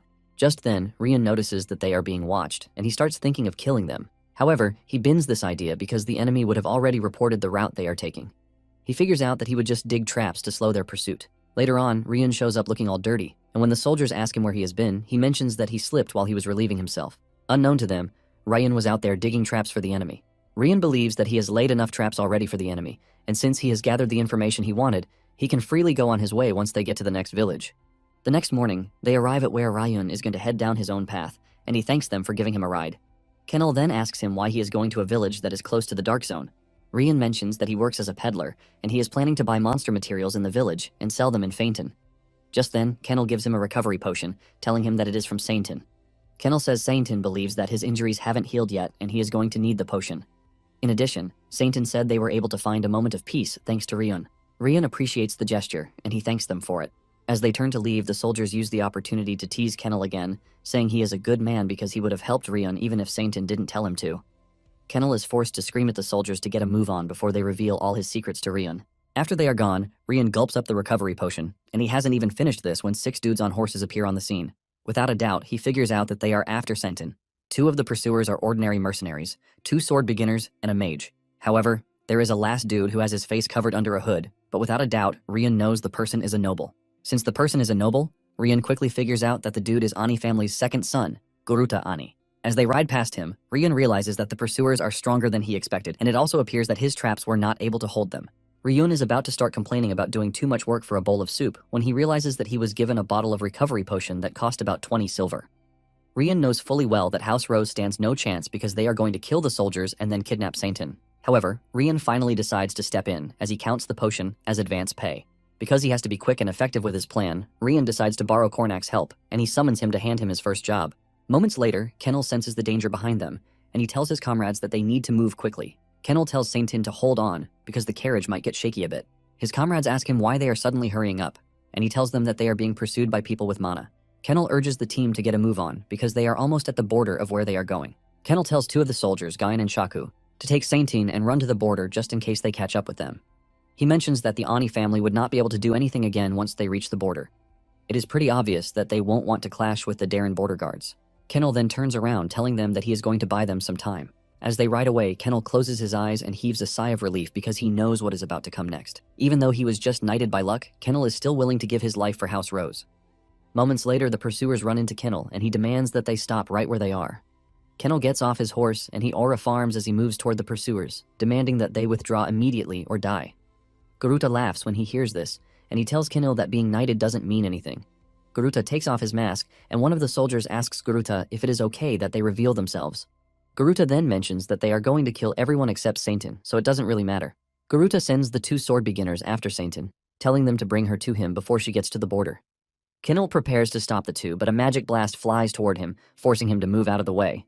Kennel gets hit a bit, causing him to cough up blood. He realizes that there is a mage among the pursuers, and he looks pretty dangerous. Garuta then tells Kennel that he doesn't have to worry because a knight like himself will handle him. Just then, an experienced knight gets off his horse, and Kennel is shocked when he realizes that the person standing in front of him is Commander Siso, who was the commander of the Rose Knights. Kennel demands to know why he betrayed House Rose, and Garuta cuts in, saying it is all for the money. Since the Rose family is gone, Siso says there is no way he is starving to death. Garuta then goes after Kennel, swinging hard at him. Kennel is surprised to see this, asking Siso if he has no sense of knighthood. Siso replies that the world has changed and there are no morals anymore. Kennel stands no chance against Siso, and he soon gets disarmed. Siso urges Kennel to give up because he can actually serve better under a new master. However, Kennel rejects the offer, and this pisses Garuta off. He tells Siso to finish Kennel off so that they can continue the pursuit. Kennel gently goes on his knees, ready to be executed, and Siso lets him know that he is sorry for what he is about to do. Just as he is about to take Kennel's head off, Siso gets hit from behind with a magic blast. The group frantically turns around to see Kornak staring at them with a menacing expression. Siso is still running his mouth when Kornak sends off another wave of magic blasts at the whole group. However, the mage among them manages to block the attack, but he confesses that Kornak is quite strong. Siso, on the other hand, gets caught in the magic blast, ultimately dying. On the other hand, the 2 sword beginners have killed the other soldiers, leaving Chaku and Guyan alive. Chaku and Guyan don't want to give up even though they know their opponents are way above their league. The enemies then tell Chaku and his pal to leave because they are too weak and they are not worth wasting their time on them. Just then, Saintin steps out of the carriage to commend her loyal guards for holding out pretty well. Surprisingly, Saintin has a dagger in her hand, and she tells the sword beginners to let her guards go, or else she is going to kill herself. Saintin is pretty sure that their boss would not want that. Just then, the enemy soldier tells Saintin that she is misunderstanding the whole situation because she is not considered to be a noble, since she hasn't reached Darren. This basically means he has no reason to follow her words, and he can just do whatever he wants. Just then, one of them grabs Saintin, threatening to show her what happens to those who defy a knight who wields mana. Just as he is about to hurt Saintin, Ryun, with a hood covering his face, comes flying out of nowhere, and he kicks the dude in the face, sending him to the ground as blood spills out of his mouth. The other dude immediately gets into defensive mode, demanding to know who is defiant enough to attack them. Ryun stands over the dude he just kicked to the ground with his teeth all over the place, and he talks about how he has gotten interested in dealing with the bunch because of how lousy they are. Ryun then turns to Saintin, asking her if she is interested in hiring a Martong assassin. Hearing this shocks Saintin and even the enemy knight because they don't understand why a Martong assassin is in the area. The enemy knight demands to know why Ryun is helping House Rose, but Ryun ignores him. Saintin then makes her first offer, telling Ryun that she's going to give him 30 gold. Ryun is pleased that the lady got the idea pretty quickly, but at the same time, he lets Saintin know that her offer is too little. Ryun says 30 gold is barely enough for the knights in front of him, Siso, and Guruta. In fact, Ryun believes that the price is too low to handle even a third circle mage. Ryun then tells Saintin to quickly make her decision because if the contract is not made, he has no reason to be there. Saintin is no fool, and he knows that all their efforts will be useless if Ryun leaves. It then dawns on her that she has no time to think about consequences, and if it is to protect House Rose, she promises to give Ryan everything. She screams out, telling Ryun that she is going to give him everything he wants. Ryun is automatically drawn in by the offer and he accepts without further delay. Ryun then takes off his hood and the enemy soldier tells him that he is a fool to have revealed his identity when he is an assassin. Ryun then tells the dude that this is for cowards with small ambitions. Ryun leaps toward the dude and hurls his dagger at him. Failing to react to the high-speed dagger, the dude gets impaled and he crashes to the ground. Ryun then turns around with pride because his first official contract turns out to be the entire wealth of House Rose. Ryun stares at his hand in confidence, thinking about how to build a reputation worthy of this. Suddenly, the dude who got impaled with a knife stands back up, telling Ryun that people like them don't go down easily. The use of the plural word immediately tells Ryun that he is not alone. Before Ryun knows it, the other enemy he knocked down earlier has gotten back on his feet, and he is coming straight for Ryun's head. However, Ryun dodges the strike thanks to his insane agility. The two then stand side by side, ready to kill Ryun for accepting a contract from House Rose. The two talk about their insane and perfect swordsmanship, which they plan to use against Ryun. They swing their swords at him, but Ryun activates body domination and acceleration before going after the two. Their first attack misses, leaving them with an illusory presence. Realizing that they are swinging without hitting, one of them suggests that they take a step back and hit Ryun with a counterattack. However, this is their mistake, because Ryun is already onto them. Apparently, Ryun has already applied body weakness blackout and auditory impairment skills to dull their senses. By the time the two realize what is going on, they start to panic because it dawns on them that Ryun has necromancer skills, too. With nothing to do, the two get their throats slit by Ryan pretty easily. He kills them in the most awful way, while Saintin and her guards watch the whole thing unfold. Moments later, Kennel shows up on the scene, and he is glad that Saintin is safe. Saintin also weeps for joy when she realizes that Kennel returned to them safely. Chaku and Guyan are surprised to see Kenli hale and healthy, and they ask him if he was the one who stopped the pursuers. Kenli then reveals that he got help from a mage, who suddenly appeared out of nowhere. Kornak then shows up behind Kenli, holding Guruta hostage. Kenli reveals that Kornak took care of Siso and the mage, and even managed to capture Guruta. They are wondering what Kornak is when Ryun takes control of the situation and releases Guruta from Kornak's grasp. Kenli finally realizes that the kid standing beside them is Ryun, and Saintin reveals that he is an assassin from Martong. Kenli almost pisses his pants when he hears this, and he finally realizes how Ryun was able to take care of the enemy troops. The moment Guruta hears that Ryun is an assassin, he tries to take control of the situation, and he tells Ryun that he is going to give him 3 times whatever Saintin promised him. Guruta tells Ryun that it is all about gold since he is an assassin. This pisses Ryan off and he slices Guruta in half, telling him to keep his mouth shut.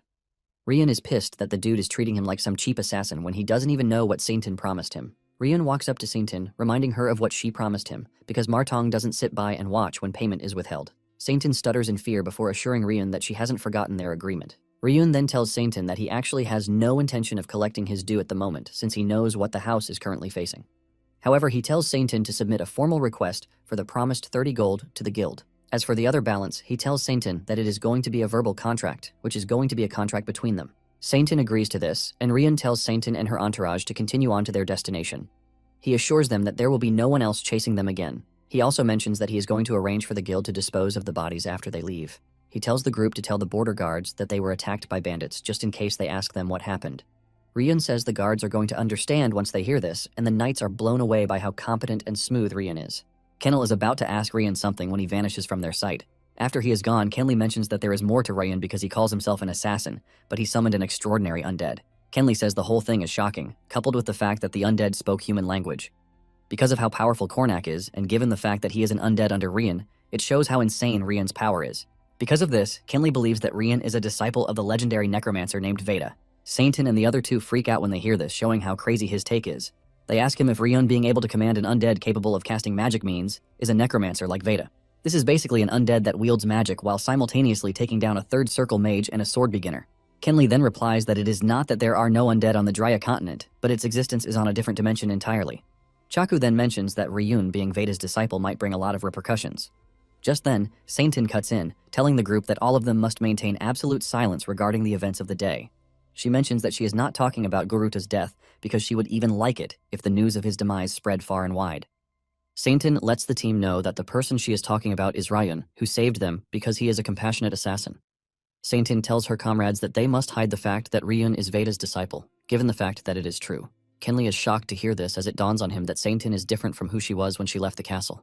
Kennel can see that Saintin no longer bears the desolate eyes that she bore when she lost everything and set out on the road to exile. Saintin then asks Kennel if he can still move, and he says yes. She urges him to return to Fainton and place a formal assassination request with Martong. She wants them to commission the fee for Garuta's assassination just as Ryun told them to. However, Kenley is worried about leaving Saintin by herself, but she tells Kenley that she trusts Ryun's words that there will be no further attacks. Saintin suggests that they do their best with what they can achieve at that moment. She confidently talks about how they are going to secure a firm foothold within the Darren Kingdom so that House Rose can rise back to the top. Saintin even starts dancing, and she tells her comrades to make haste, while assuring them that she is going to assist in repairing the wagon. Meanwhile, Ryun is still watching them, and he is satisfied with what he saw. Deep down, Ryun knows that Saintin's dark side is about to emerge soon enough. It turns out that there was an event that caused warlocks to become taboo on the Drea continent until that point. In the past, this basically dyed the entire continent in darkness, and it was called the Black and White War.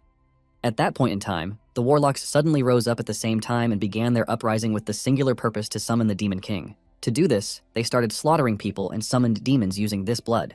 They considered this minimal and proceeded to occupy the small southern kingdom of Lyco, and attempted to summon the demon world itself to that location.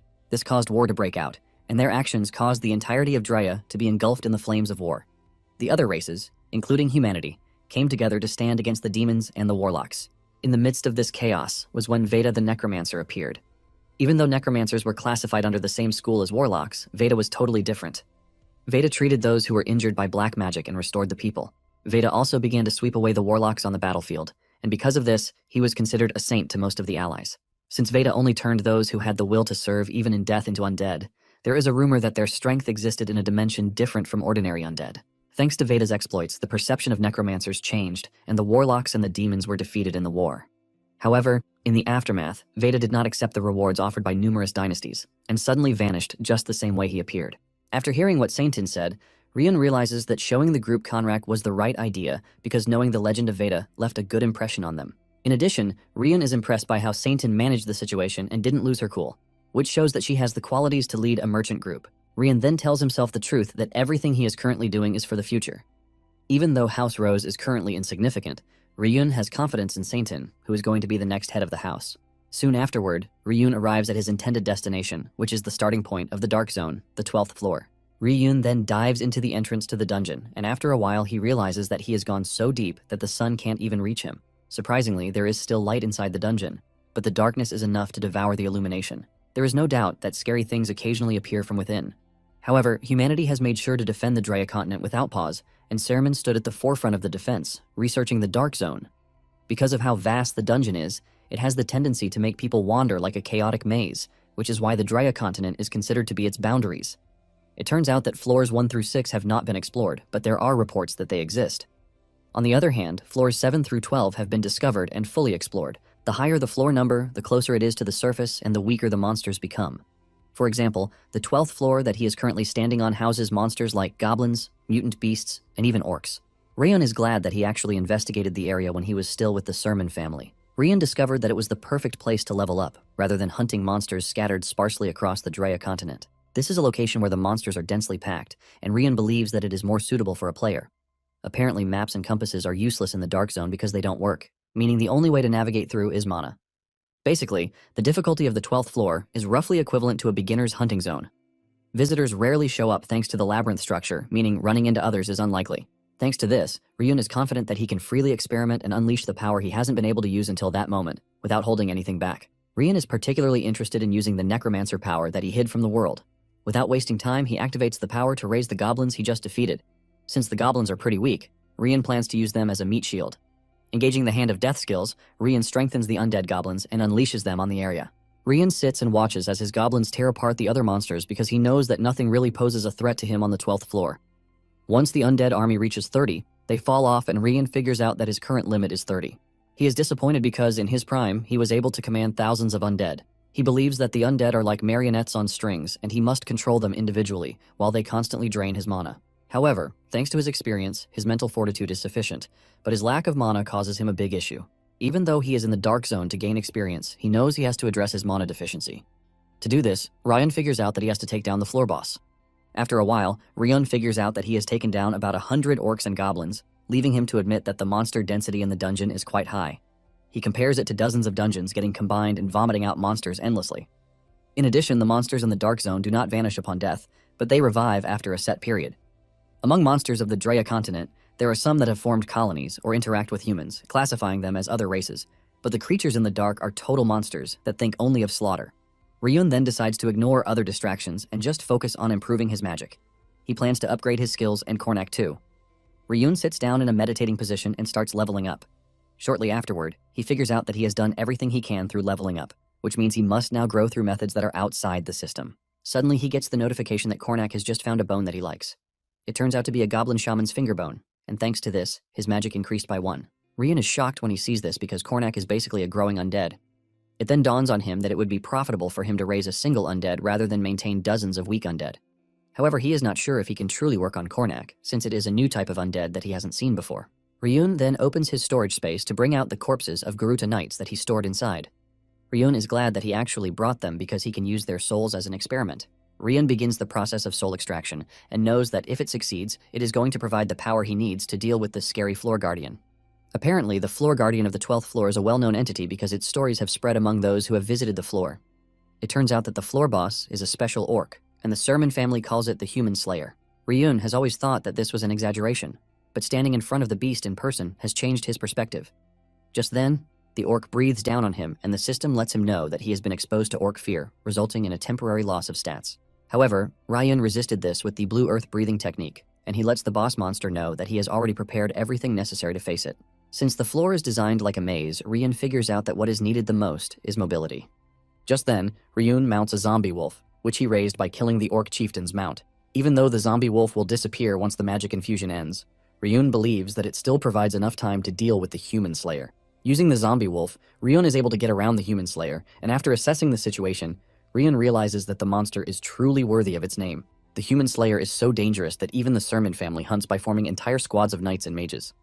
Ryun notices that the beast is even more hyped thanks to the presence he spread around. However, Ryun believes that this only provides an opening for him. Suddenly, Ryun appears behind the beast and unleashes an attack on the monster. Even though Ryan put a lot of effort into it, he couldn't deal a fatal blow, and she believes that it was because his status as an assassin is too low.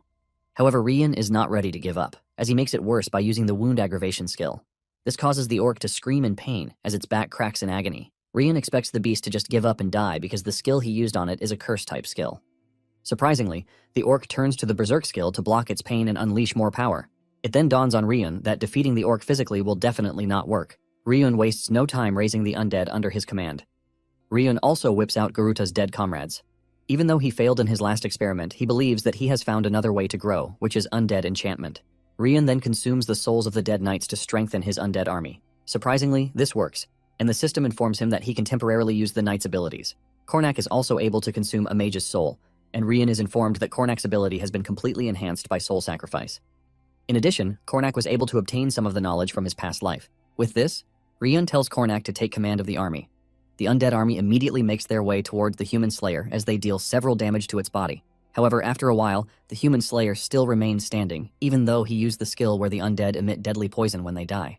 Ryun then activates the Commander's Eye skill to see how much damage the undead did to the Human Slayer.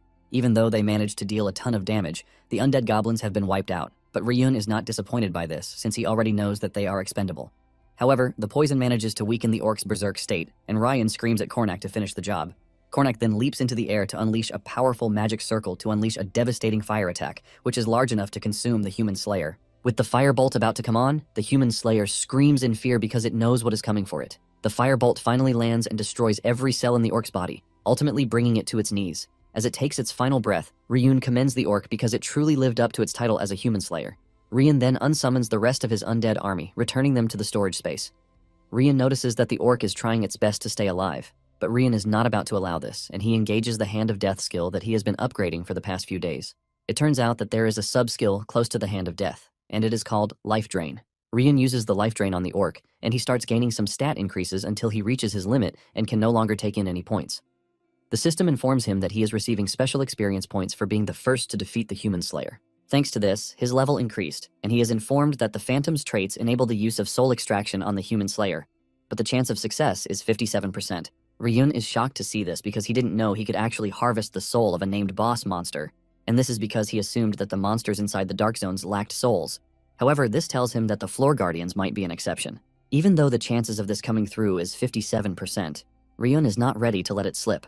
Ryun then activates the soul extraction, unleashing a dark aura that infiltrates the orc's body. Surprisingly, the extraction is successful, but Ryun runs into an unexpected problem. Instead of the orc's body fading away, it remains intact even though Ryun already extracted the soul.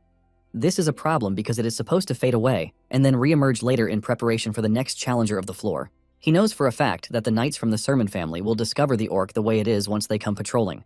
Later on, knights from the family enter the floor, and to their surprise, they find the leftovers of a terrifying battle. This immediately tells them that the report about the human slayer being hunted was actually true. They assume that those who fought the human slayer are experienced fighters accompanied by elite mages. At the same time, the knights believe that this is weird because they didn't get a report of a large group entering the Dark Zone. They are also blown away by the marks left on the ground because it shows signs of people experienced in fighting monsters. It soon dawns on them that the human slayer has been taken down, but they are scared that without the floor guardian, the monsters of the 12th floor will grow restless and try to break past their zones. The team leader then tells his comrades that they need to stop the monsters by all means. One of the knights then notices that his one-handed comrade, Zhang, is lost in his thoughts. He asks him what is wrong with him, but the dude replies that he is fine. He suggests that they finish their work so that they can quickly head back. Deep down, Zhang is hyped by what he is looking at because he figures out that it is a message from Ryun and the time to fulfill his task has arrived. On the other hand, Ryun makes it to the 11th floor, which is made of lakes and marshlands, totally different from the floor he just left. Moments later, he opens his storage space and he summons the human slayer. Even though the corpse of the orc should have disappeared, it remained in Ryun's possession for some weird reason. At the same time, something interesting has come up, which is a bunch of quests. He now has 4 quests, which are the Path of Revenge, the Path of the Assassin, the Path of the Necromancer, and the Path of the Soul. The first 2 quests appeared after he defeated Ake and arrived at Martong. However, the Path of the Necromancer and the Path of the Soul recently showed up after he took down the human slayer. Just as he is about to check the details, the 2 quests suddenly merge into one, turning into a main quest, Veda's Legacy.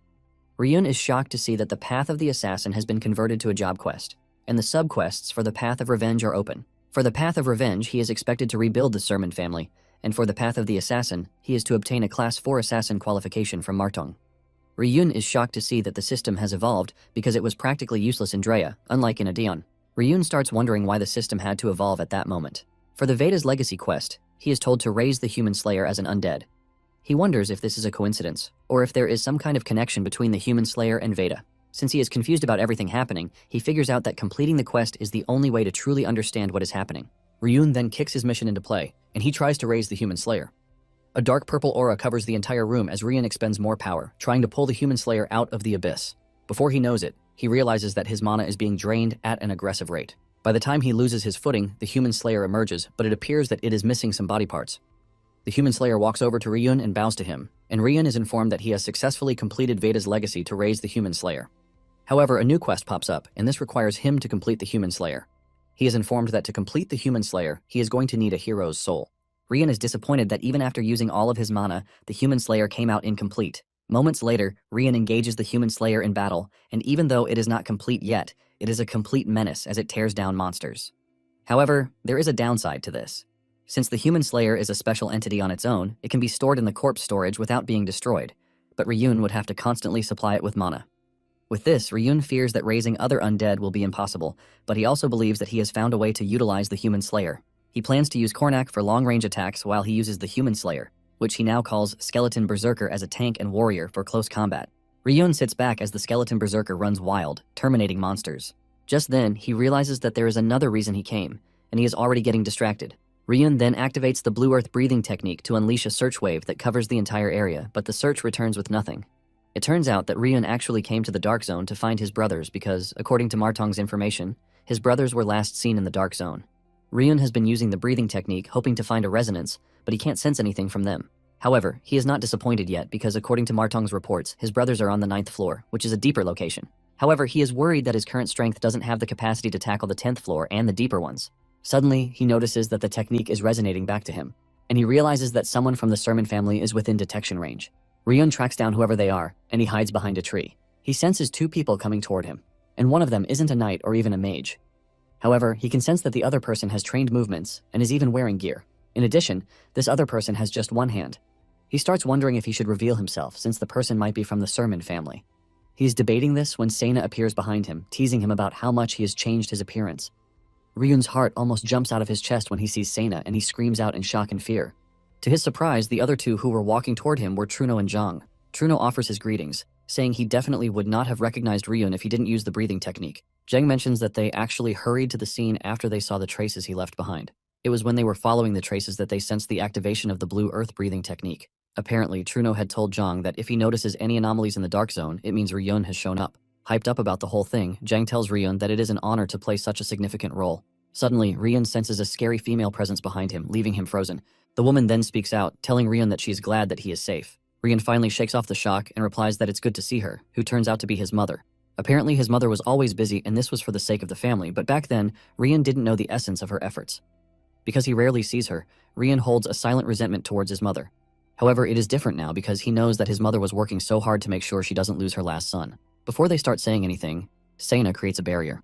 Ryun is surprised to see that Zhang has become one-handed, and Zhang plays it cool, saying it was the result of his own inadequacy when the Phaeton family ambushed Ryun's carriage. He then mentions that he is thankful for the wound because this is why he was tasked with the vital task of protecting Truno, who is currently hiding in the dark zone. Truno then reveals that he has been living and hiding in the dark zone since the world believes he is dead. Sena was the one who helped him set it up, and she mentions that it is the ideal place to plan their next move while avoiding the eyes of the Phaeton family. While Zhang is all juiced about losing an arm thanks to his inadequacy, Ryun is taking all the blame because he knows everything happened because of him. Ryun's mother then commends him, telling him that he has managed to capture the heart of his loyal subordinates, which is not an easy feat. Ryun's mother, Celine, then changes into a serious expression before asking Ryun if it is true that he defeated the finger of Phaeton and even handed Sun's Phaeton over to Sena. Ryun replies that everything is true because it is all according to his plan. Apparently, using Sun's Phaeton as evidence, the Sermon family was able to secure a massive settlement from the Phaeton family. Celine is ultimately blown by this, forcing her to ask if Ryun is truly her son. Ryun replies that he is the same Ryun, but deep down he knows that he is not the same Ryun that she once knew. However, he is still the son born from her flesh. Celine is happy to hear this, and she tells Ryun that she has one more thing to ask him. Celine then asks Ryun why she senses the aura of death around him. It immediately dawns on him that his mother sensed the necromancer energy within him. Since his mother is a swordmaster and a paladin, he figures out that he can't just give dumb excuses. In addition, everyone included in his plan is indispensable, which is why he has to make them understand the change in him, because this is the only way they are going to move according to his plan without hesitation. Ryun then tells his mother that he is going to tell her everything she wants to know. He reveals that everything began with a dream, which is more or less a revelation. Ryun mentions that this dream was about the downfall of the Sermon family. Ryun narrates that their territory was burning in a war with the Phaeton family, and the Darren kingdom and the other great families didn't even intervene. During this, Colin and loads of their retainers were slaughtered by Phaeton soldiers. When Truno and Sena hear this, they realize that it truly would have happened if the conflict with Phaeton escalated in reality. Ryun continues by revealing how he was captured by Phaeton alongside his younger sister and his mother. Even though Alejandro and Sena fought bravely to save them, they both met horrible deaths right in front of him. Ryun mentions that after years of torture and suffering, he finally died. After telling them this, Ryun says it was the end of the dream, which is why he believes that he must do what must be done because he knows what he is truly capable of. After Ryun is done narrating, Truno is left traumatized because he figures out that everything he just heard sounded more like the experiences of a veteran who has just returned from the battlefield. Even Sena is convinced that Ryun was recounting actual events that he lived through, rather than mere fantasies. Celine then asks Ryun if it is true that his dream is the catalyst for everything he has been doing. And Ryun says yes. To Truno, he totally believes because he knows what Phaeton is capable of. Sena also believes that Ryun was shown the future, which is the power passed down through the Sermon bloodline. At the same time, Celine figures out that her son has been operating in the shadows to make sure this dream of his doesn't come to reality. Celine can also see that Ryun has obtained the power he needs to make this possible, or else he wouldn't have been able to defeat Ake or even face his family members in the Dark Zone. Kalin then asks Ryun for his future plans, and Ryun is surprised that they believe his story, even though it sounds childish. Celine then replies that he is not a child because the decisions he has made have shown that he has what it takes to shoulder the future of the Sermon family. Celine then tells Ryun that she and everyone in the family will support him. Ryun smiles when he hears this, and he figures out that there is no turning back. Ryun tells his mother that what he is about to ask her is something she can never tolerate, but his mother tells him to go ahead with it. Ryun then mentions that he must relinquish the family's status as a great family. This shocks the trio, and Truno quickly speaks up, telling Ryun that if he does this, the Sermon family would be demoted to a common house and lose its qualifications. Ryun replies that he is aware of this, but he lets them know that with their current strength, it is impossible for the Sermons to regain their status. Sena mentions that the status of a great family is the same as absolute authority and power. Because of this, great families can even stand above nations and hold the right to decide the fate of the world when calamities threaten humanity. Celine adds that a great family is the only entity qualified to represent their world in matters that involve dimensions beyond Drea. Because of how important this is, Celine asks Ryun if he is seriously telling her to give up such a title, and Ryun lets her know that it is a must that she does so. Ryun lets them know that the Phaeton family will declare war against them since they know the family's current state.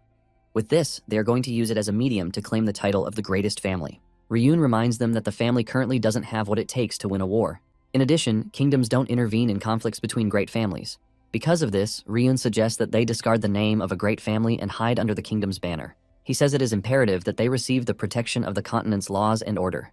Ryun walks up to his mother, telling him that this is not a matter of running away or giving up, but a strategic retreat and a brilliant move to lure their enemies into a trap.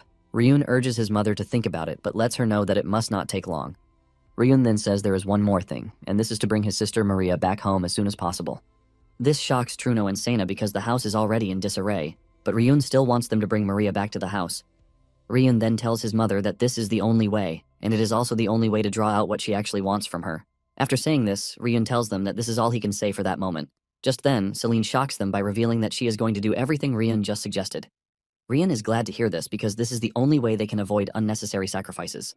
Celine then whips out her sword, talking about how she is incapable of leading the family. Ryun is confused by this and gets even more confused when his mother points her sword at him.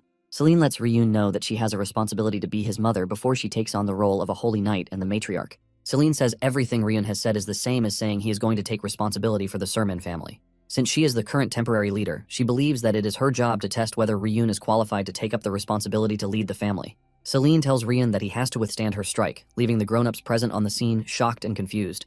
Even Ryun is scared that his mother wants him to withstand a strike from a holy knight who is both a swordmaster and a paladin. Nonetheless, he figures out that he is the only direct descendant fit for the irreplaceable position of the head of the house. Ryun believes that his mother already knows the truth that his father and brothers are as good as dead. This is basically why she wants to hand over the position of the house to him, even if it is unofficial. Celine lets him know that she is going to take the responsibility of convincing the elders of the family to follow whatever he says if he can withstand her strike. Just then, a quest pops up, telling Ryun to gain Celine's recognition.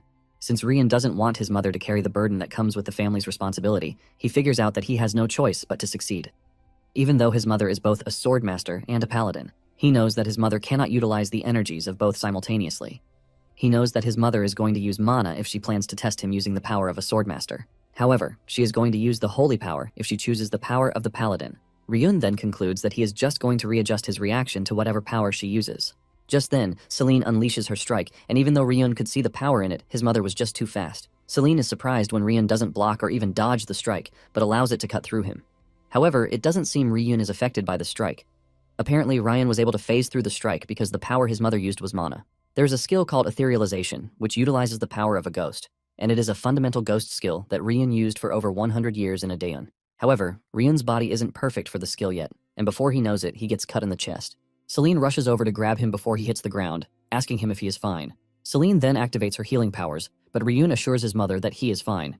He also lets her know that he is going to cherish the wound as a mark to ensure that he never forgets her love and concern, a mark of being her son. Ryun hugs his mother, and it turns into an emotional moment between the two. The system also notifies Ryun, telling him that he has earned Celine's recognition, and he has gained a small amount of experience along with Celine's recognition. Because he used the etherealization skill, he is also informed that the rank of the skill has increased. Ryun then tells his mother that there are still things he needs to accomplish on his own, but he has written down his plan to restore the family's status as well as the things he is going to do after this. He then hands over the letter to his mother, and Celine expresses her disappointment that she can't be by Ryun through everything. Sena then tells Ryun that Colin and Alejandro are worried about him. Ryun suggests that it is best they don't tell Alejandro anything yet because he wears his heart on his sleeve. However, as for Colin, he promises to go see her himself. Truno then adds that Alejandro won't even hold a grudge if he later finds out because this is the kind of person Alejandro is. Moments later, they return to the surface, and they go their separate ways. Not long after this, Ryun arrives at the Martong intelligence branch located in the Daron kingdom. He is welcomed by the receptionist who tells him that there is a letter for him from the Phaeton branch. Ryun collects the letter, and when he reads it, he realizes that it is concerning the 4th grade promotion exam. The exam basically contains instructions for both the promotion exam and the mission. Apparently, he is required to assassinate the mage, Goma, in Khaled, a territory of the Darren Kingdom. Rian figures out that he has heard the name Goma before, and he realizes that the dude is actually a fitting target for a 4th class exam that tests one's martial prowess. According to the intel that he was given, Goma suddenly arrived in Khaled one day and created a dungeon. Since then, there have been reports of missing villagers. Mercenaries and adventurers were sent to investigate, but they all went missing. Since the lord of the region is useless, the villagers turn to a more specialized organization, Martong. With this, Ryun figures out that he has 2 tasks, which are to clear the dungeon and also to kill Goma. Shortly afterward, he arrives in the quiet village of Khaled. He suddenly runs into an old lady who asks him if he is a traveler and suggests that he leave the village because he is just a boy. Ryun is surprised that he just arrived at the village, but the old lady is already telling him to leave. With a more scary tone, the old lady tells Ryun that there is a fog of death that has settled over the village. She mentions that men, whether adults or children, are vanishing without a trace.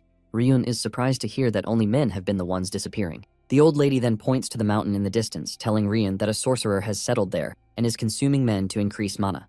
The old lady reiterates her warning, telling Ryun to leave the village if he doesn't want to perish. Suddenly, the woman's daughter comes rushing out of the house. Ryun then asks her if there is something wrong with the village, and the girl says no. She claims that her mother's mind is failing because she lost her 2 sons.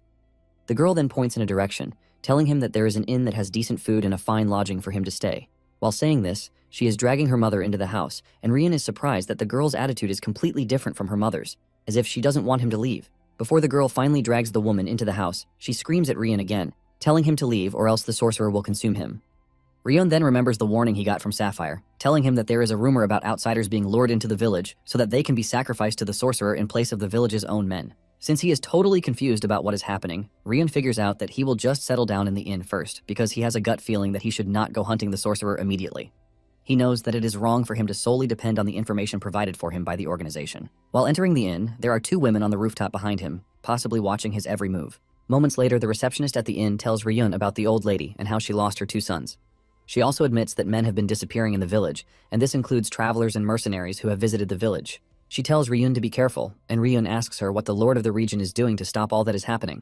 The receptionist mentions that the lord sent his private soldiers to investigate, but they could not find anything.